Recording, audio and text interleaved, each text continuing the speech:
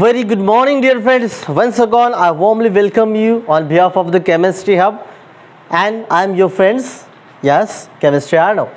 दोस्तों देखिएगा आपके सामने है chemistry of elements of first transition series, जो कि हम बैक लेक्चर में भी देख चुके हैं. हेडिंग हम लोग इस पे है ना. तो फर्स्ट ट्रांजिशन सीरीज एलिमेंट जो है उसके बारे में हम लोग डिस्कस करने वाले हैं. So let we start. So which is the first transition series element? स्कैटी वक्र मन फेकोनिकजिन. Scandium, titanium, vanadium, chromium, manganese, iron, cobalt, nickel, copper, zinc. Atomic number 21, 22, 23, 24, 25, 26, 27, 28, 29, 30. So this is the first transition series element starting from scandium up to the zinc. In short, for your better memory, याद रखिए क्या कहा मैंने? Scotty वक्र मन फेकोनिकजिन. याद रखिएगा Scotty, ये स्कटी वक्र लिख लो. वक्र, स्कटी वक्र मन फेकोनी, फेकोनी, स्कटी वक्र में मन फेकोनी कजिन. याद रखिए बिल्कुल. स्कटी वक्र मन फेकोनी कजिन. स्कटी वक्र मन फेकोनी कजिन. Scandium, titanium, vanadium, chromium, manganese, iron, ठीक है ना, ferrum, iron, cobalt, nickel, copper, zinc. याद रखिएगा लैटिन नेम भी होता है. मैं पहले भी बता चुका हूँ कि ये जो सिंबल है, this symbol, the letter in the symbol must be taken from the name of element. Element के जो नाम है उसी के लेटर यहाँ पे लेना चाहिए. Scandium okay, titanium okay, vanadium ठीक है, क्रोमियम ठीक है, मैग्नीज, मतलब मैग्नीज में एमएन लेटर होता है ना, मैंगनीज. क्रोमियम में सीआर होता है ना, लेकिन आयरन में कहाँ पे है? फी है, क्योंकि ये फेरम है. याद रखिएगा फेरम. कोबाल्ट, निकेल, कॉपर में यू कहाँ से आया? COPPER, कॉपर, क्योंकि क्यूप्रम है और ये जिंक है. याद रखिएगा, ठीक है. सो स्कटी वक्र मन फेकोनिकजिन. हम लोग क्या देखने वाले इसका दोस्तों? Electronic configuration. क्या देखने वाले हैं? Electronic configuration, then atomic and ionic radii, then ionization potential. What about the electronic configuration? अगर हम बात करते हैं scandium 21, so electronic configuration start होगा 2-4 प्रिंसिपल मिलाकर. याद है ना, aufbau principle, yes, Pauli's exclusion principle, principle of extra stability, Hund's rule of maximum multiplicity. So following this all rule we will fill, हम लोग भरेंगे इसको, है ना, 1s2, 2s2, 2p6 वगैरह भरेंगे. बट अभी हमें ये नहीं करना है. लास्ट क्लास में हमने देखा था, तो इसका इलेक्ट्रॉनिक कन्फिग्रेशन क्या होगा ये मुझे आप लोग पहले बताओगे. यस, सीरीज कौन सा है दोस्तों? This is the 3D series. Series कौन सा है? ये 3D सीरीज है. हमारा right, 3D series of element. Last video lecture में या लास्ट लेक्चर में हम लोग डिस्कस कर चुके हैं. This is the 3D series of element. So 3D series है तो फिर फिल कहाँ पे होगा? 3D में. 3D और 4s है तो 3D में. कहाँ पे? 3D 4s. कहाँ पे आएगा? 3D 4s. ये सारे किस में आएंगे? 3D 4s. ठीक है, सारे आप एलिमेंट जो भी देखें 3D 4s. ठीक है, 3D 4s, 3D 4s, मतलब ये पूरा टोटल क्या है? 3D और 4s का सीरीज है. हमारा राइट, ठीक है. तो अब आपको बताओ, याद आ रहा है कैसे करना है? स्कैंडियम 21 तो कैसे होगा? ये इधर 2 और 1 इधर, 3D1 4s2. यस. अब ये जो हम इलेक्ट्रॉनिक कन्फिग्रेशन की बात कर रहे हैं दोस्तों, ये कौन सा इलेक्ट्रॉनिक कन्फिग्रेशन होगा? एक्सपेक्टेड क्या होगा? देखो पहले एक्सपेक्टेड क्या है? 3D1 4s2, 3D2 4s2, 3D3 4s2, 3D4 4s2, 3D5 4s2, 3D6 4s2, 3D7 4s2, 3D8 4s2, and here 3D9 4s2, और ये क्या होना चाहिए? 3D10 4s2. इस तरीके से ये क्या होना चाहिए? This is what, this is our expected electronic configuration. ये क्या होना चाहिए फ्रेंड्स? Expected electronic configuration. लेकिन एक्सपेक्टेड और फिर दूसरा कौन सा होगा, तो ऑब्जर्व्ड। ऑब्जर्व्ड क्या है, ऑब्जर्व्ड इलेक्ट्रॉनिक कन्फिग्रेशन वो है जो क्या करता है, प्रिंसिपल ऑफ एक्स्ट्रा स्टेबिलिटी को फॉलो करता है। आपको याद होगा principle of extra stability, empty, half filled and full filled orbitals are more stable than other. मतलब जो भी हम सब शेल लेते हैं, यहाँ पे चेंजेस कहाँ पे हो रहे हैं फ्रेंड्स, डी में हो रहे हैं। तो डी जब फुलफिल होगा तो वो ज़्यादा स्टेबल होगा, यस, या हाफ फिल्ड होगा तो ज़्यादा स्टेबल होगा। एम्प्टी की बात हम नहीं कर रहे, एम्प्टी तो 3D0 4s2 आएगा। तो अब देखिए यहाँ पे 3D1 it's okay, 3D2 okay, 3D3 okay, 3D4 4s2। जब हम इस इलेक्ट्रॉनिक कन्फिग्रेशन की बात करते हैं 3D4 4s2 फॉर क्रोमियम 24, देखिए 3D4 से ज़्यादा स्टेबल क्या होगा, यहाँ पे मैं आपको एक ड्रॉ करके बताता हूँ ना, है ना। ये देखिए 4s, ये 3D और ये 4s, सो 4s में 2 है, this is what expected electronic configuration. 3D में कितने हैं, 3D में यस, मैं एक और बढ़ा देता यहाँ पर, ये ठीक है। 3D4, 3D में कितने 4, 1 2 3 4, ये एक्सपेक्टेड ऐसा होना चाहिए। 3D4 4s2, 3D4 4s2, यह अपना 3D and this is our 4s। But होता क्या है हमें पता, प्रिंसिपल ऑफ एक्स्ट्रा स्टेबिलिटी क्या कर रही है कि अगर वो टोटल हाफ फील्ड बन जाए तो ज़्यादा स्टेबल है इससे, तो क्या करेगा, वन इलेक्ट्रॉन जो यहाँ से जंप करके ये कौन सा कन्फिग्रेशन बन जाएगा, ये कन्फिग्रेशन इस तरीके से अचीव हो जाएगा। कौन सा configuration, 1 2 3 4, one electron have jumped और excited from the 4s to 3D and 4s is having now the single electron. So this is what, this is the 3D5 4s1, this is the 4s1, this is the what observed electronic configuration for chromium. मतलब chromium का क्या होना चाहिए, chromium का electronic configuration होना चाहिए 3D4 4s2, but actually observed क्या है 3D5 4s1। एक इलेक्ट्रॉन यहाँ से जंप करके इधर आएगा, ये 3D5 4s1 इस तरीके से होगा। फिर manganese 3D5 it's okay, no problem. Iron 3D6 4s2 ठीक है, कोबाल्ट 3D7 4s2 ठीक है, निकेल 3D8 4s2 ठीक है। अब फिर से हम लोग बात करते हैं दोस्तों ये कॉपर की, 3D9 4s2, 3D9 4s2, तो 4s में 2 इलेक्ट्रॉन है, 3D में 1 2 3 4 5 6 7 8 9। अब क्या होगा, एक इलेक्ट्रॉन अगर मिलता है तो ये फुलफिल हो जाएगा, इसीलिए यहाँ पे रहने से अच्छा क्या होगा, the one electron get excited और जम्प फ्रॉम द 4s, यहाँ से इधर आ जाएगा और ये क्या बनेगा, ये जो एक इलेक्ट्रॉन है, मतलब हाँ एक इलेक्ट्रॉन की कमी है फुलफिल के लिए, वो भर जाएगा, यहाँ पर आ जाएगा 1, मतलब 3D10 4s1 is the observed electronic configuration for copper.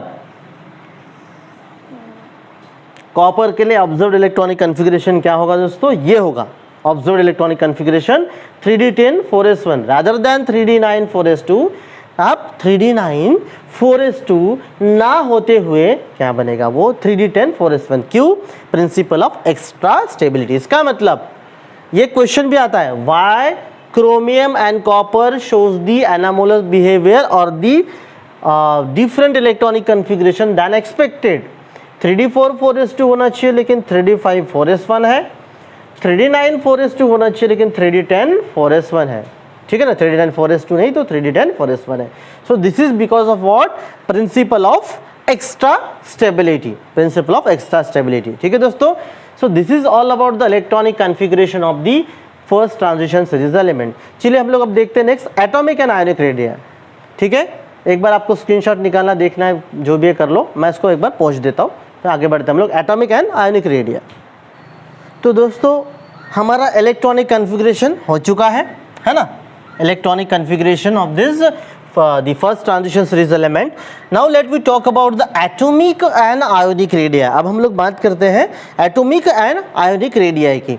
सो दोस्तों जब हम लोग एटॉमिक एंड आयोनिक रेडिया की बात करते हैं, simple statement is there as the atomic number increases, atomic size decreases, and that happens in the periodic table. As we move from left to right, the atomic number goes on increasing and the atomic size goes on decreasing. चाहे उसका ionic size हो, ठीक है, covalent radii हो उसका या ionic radii हो उसका, जो भी एटॉमिक रेडियाई है या आयोनिक रेडियाई है, ठीक है ना, कोवालेंट एटॉमिक रेडियाई या आयोनिक रेडियाई, वो क्या होगा, डिक्रीज होते जाएगा। बोले सर ऐसा क्यों, एटॉमिक नंबर तो बढ़ रहा है तो एटॉमिक साइज डिक्रीज क्यों होगा? देखिए, वेरी सिंपल फिनोमेना, ये शायद मैं पहले भी आपको ये सारी चीज़ें बता चुका हूँ बार बार, बट फिर से मैं रिपीट एक बार कर देता हूँ आपको। होता क्या है दोस्तों कि जब हम इसकी बात करें फर्स्ट ट्रांजिशन सीरीज, तो ये 3D सीरीज है। कौन सा सीरीज है? 3D series. तो अगर इसका इलेक्ट्रॉनिक कन्फिग्रेशन हम देख रहे हैं, अभी क्या था, 3D1 4s2, 3D2 4s2, 3D3 4s2, 3D4 4s2, 3D5 4s2, मतलब चेंजेस कहाँ पे हो रहे हैं? 3D में ही हुए। 3D1, 3D2, 3D3 चेंजेस कहाँ पे हो रहे? 3D में ही हो रहे। तो नया शेल आ रहा है क्या? नहीं, नया शेल नहीं आ रहा है ना। जब हम बात कर रहे हैं शेल की, तो नया शेल आ रहा है क्या? नहीं आ रहा। देखिए, मान के चले कि 3D की बात करते हैं हम, ये दिस द न्यूक्लियस, ठीक है। अब स्कैंडियम, अगर एटॉमिक नंबर 21 है तो यहाँ पर प्रोटॉन कितने होंगे? 21 प्रोटॉन होंगे। How much total? 21 प्रोटॉन। उसके बाद first shell, then second shell and then third shell.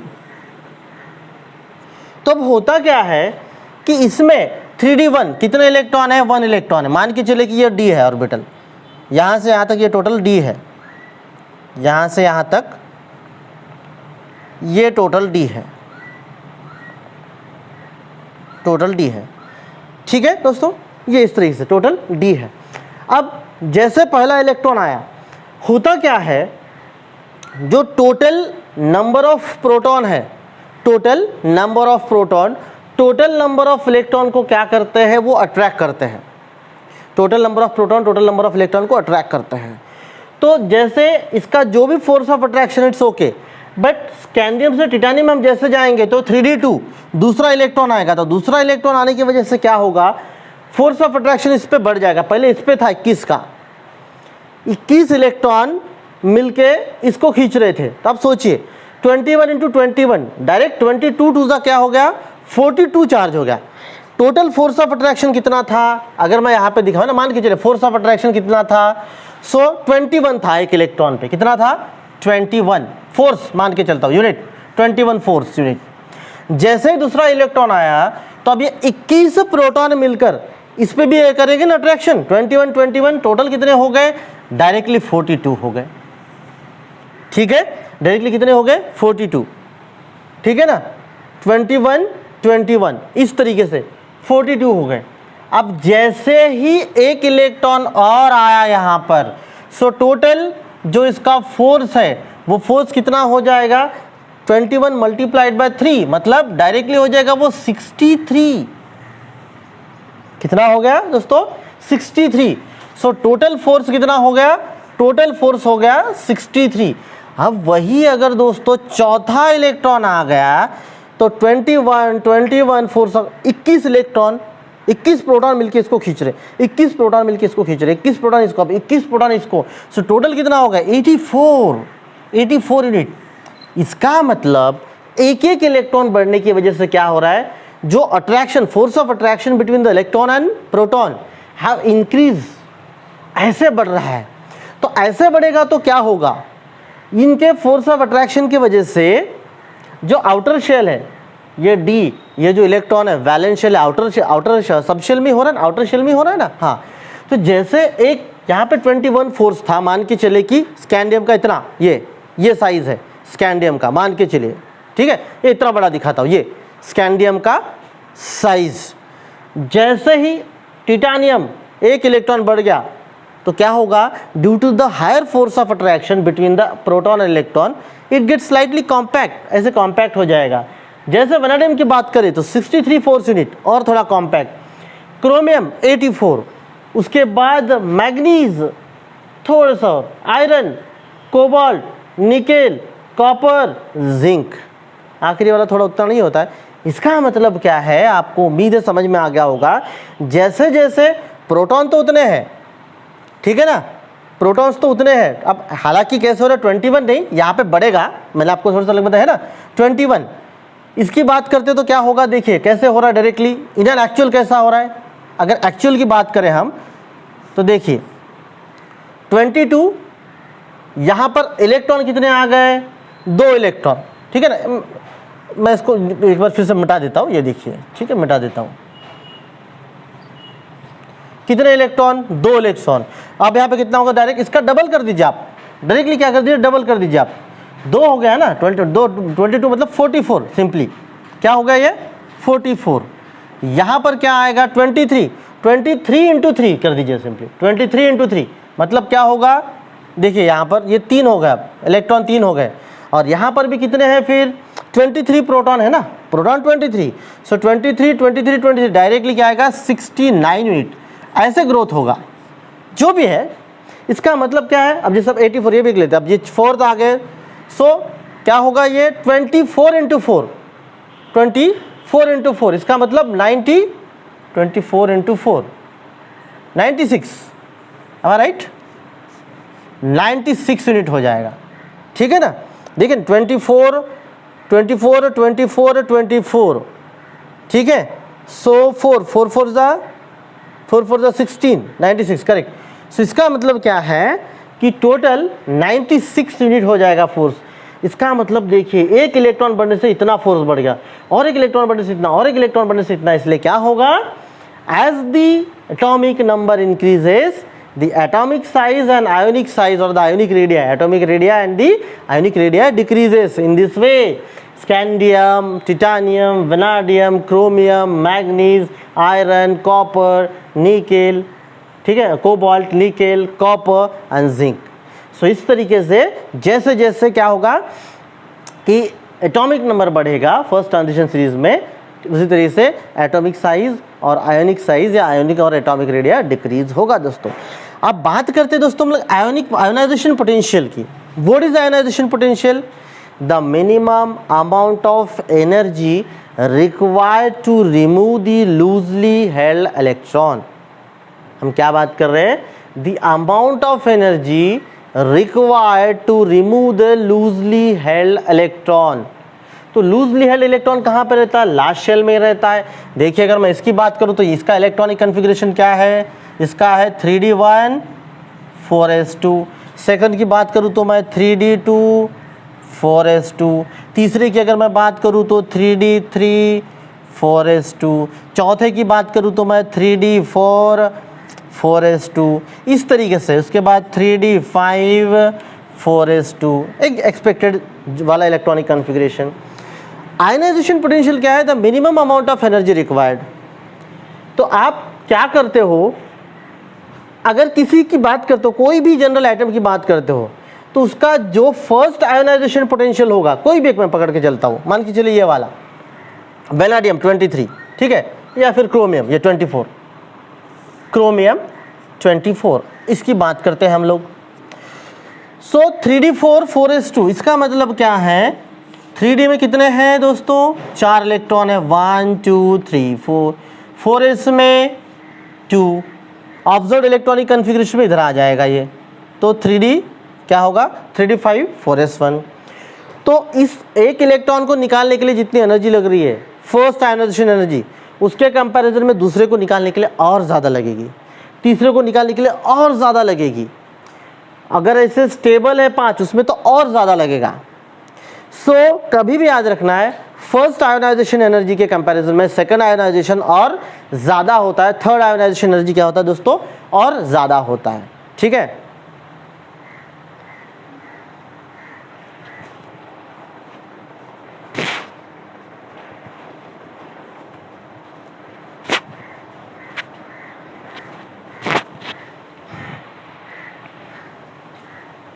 तो दोस्तों कभी भी हमें ये याद रखना है, हमें क्या याद रखना है कि फर्स्ट आयोनाइजेशन से second ionisation energy, ionization potential ज़्यादा लगता है उससे थर्ड आयोनाइजेशन।